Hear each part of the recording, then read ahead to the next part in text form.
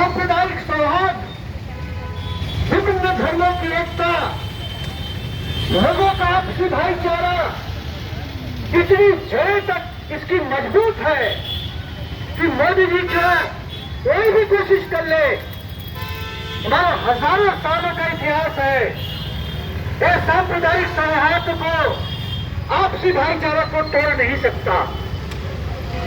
लेकिन जो मोदी जी ने किया है उस चीज को अपने आप को समझना होगा। मोदी जी ने इस देश के जो मजदूर है, इस देश के जो किसान है, उसका रोजी रोटी उनसे छीनने का प्रबंध कर लिया है। साथियों, यहां पर आपको अच्छी तरीके से समझना होगा कैसे रोजी रोटी उन्हें छीन लिया। मोदी जी ने पिछले 10 सालों में मजदूरों के खिलाफ श्रम कानून पास करवाया। ये श्रम कानून में क्या संशोधन किए? हमारे देश के संविधान में लिखा हुआ है कि मालिक जब चाहे मजदूरों की छटनी नहीं कर सकता। कानून की किताब में लिखा दिया कि नहीं, अब से मजदूरों को आप छटनी कर सकते हैं। यानी इस देश के मजदूर, जो कि हमारे देश का संविधान उसका संरक्षण करता था, उसको अधिकार था कि अगर मालिक उसे छटनी कर दे तो डीएससी ऑफिस जा सकता है।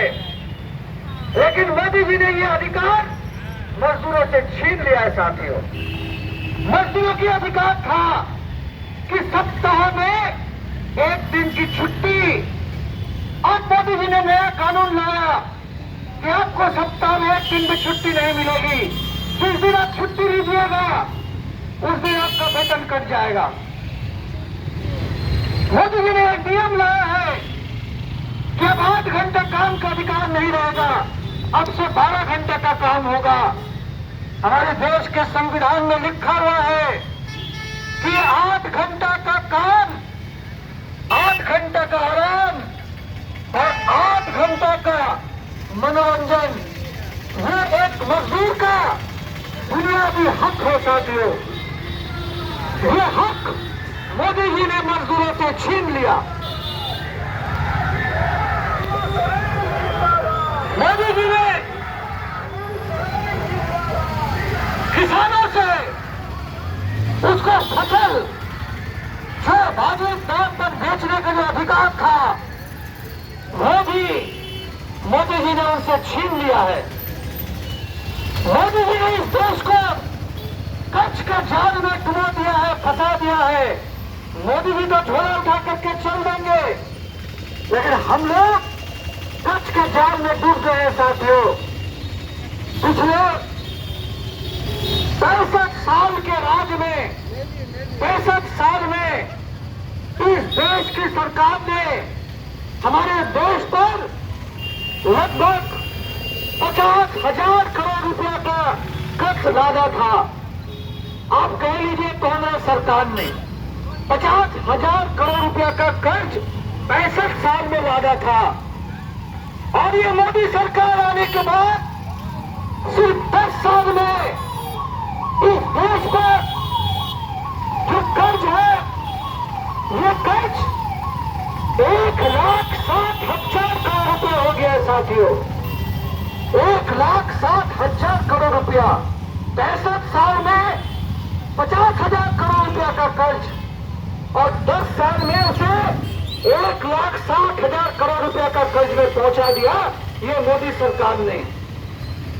इसे समझना होगा। साथियों, ये सरकार अगर आ गई तो हमारे देश तबाह हो जाएगा, तबाह। इसे बचाने वाला कोई नहीं होगा।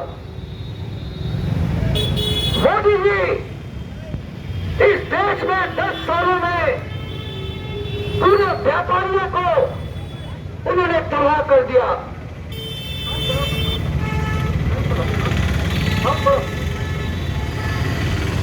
मोदी जी किसानों को तो तबाह कर दिया। आप लोग जानते हैं, दिल्ली में 700 किसानों ने शहादत दिया। उसके बाद जाकर के मोदी जी पीछे हटे। मजदूरों को तो उन्होंने तबाह कर ही दिया था। अब देखिए मोदी जी व्यापारियों को भी तबाह कर दिया। कैसे? जीएसटी लागू करके। मोदी जी ने व्यापारियों पर जीएसटी लागू किया। इस देश में कभी किसी ने नहीं सुना था कि खाने के सामानों पर भी टैक्स लगता है। आपका मोटरसाइकिल पर 28% जीएसटी लगता है, लेकिन मोदी जी जो हवाई जहाज खरीदे हैं उस पर मात्र 12% जीएसटी लगता है। हवाई जहाज पर 12% और मोटरसाइकिल पर 28% जीएसटी। सोच करके देखिए साथियों, हर एक चीज का सामान का दाम बढ़ रहा है। चावल, दाल, गेहूं, तेल, नमक, दूध, दही, हर चीज का दाम बढ़ रहा है। क्यों? क्योंकि खाने के सामान पर उन्होंने जीएसटी लागू किया। ये जीएसटी हमारे देश के हिंदुस्तान में विगत 65 साल में कभी नहीं आया था।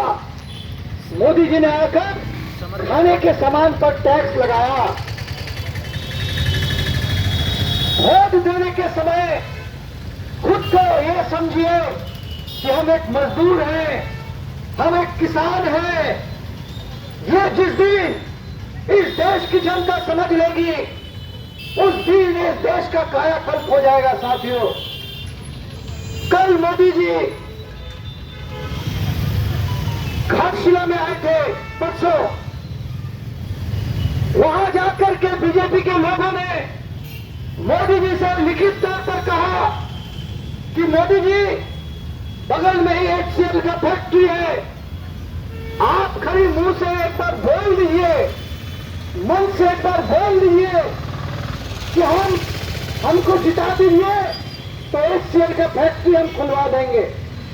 खरीदना बोल दीजिए मन से। मोदी जी ने मन से नहीं बोला।